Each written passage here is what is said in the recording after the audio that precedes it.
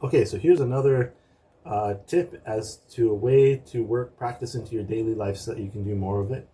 Um, this one is to tie your practice to fun things that you already do.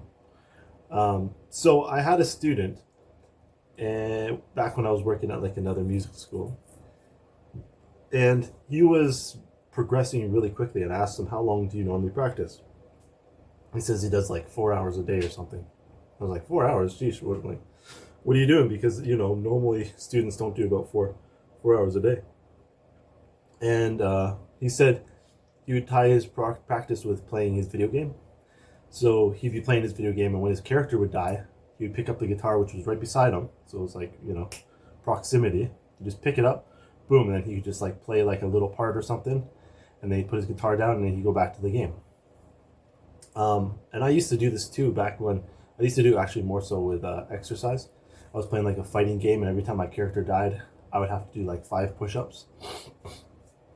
So yeah, tying it to something fun that you already do.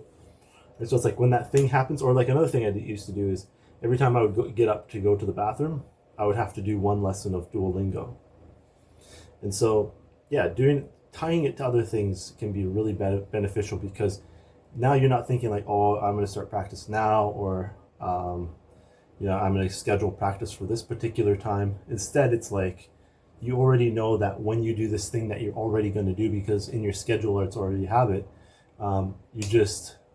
When that thing happens, you just do that. You just do the little bit of practice afterwards, or however you want to structure it. Another thing you can do is to tie your practice to other habits or routines that you already have.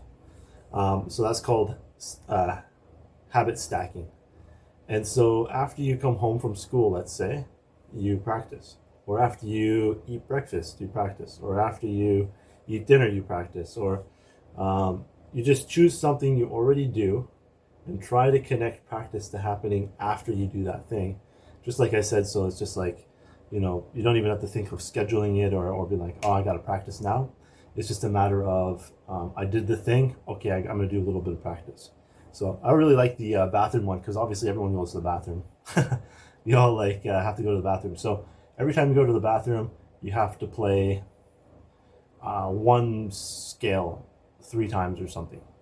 So you just up and down the scale 3 times. Done.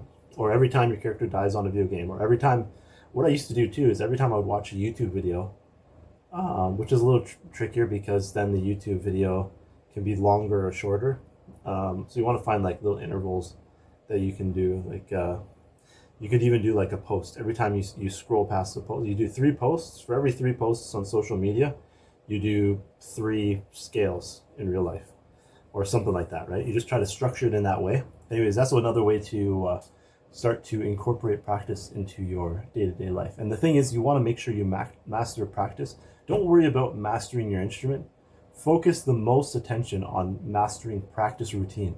Because if you master your practice routine, then you will just master your instrument naturally. Because it's just if you master the practice routine, it just happens inevitably. So yeah, so don't focus on mastering your instruments, focus on mastering your practice routine. And that's why I'm giving you all these tips, because I just know how on practice, I'm giving you all these tips on practice because I just know how beneficial practice is in mastering the art of practice.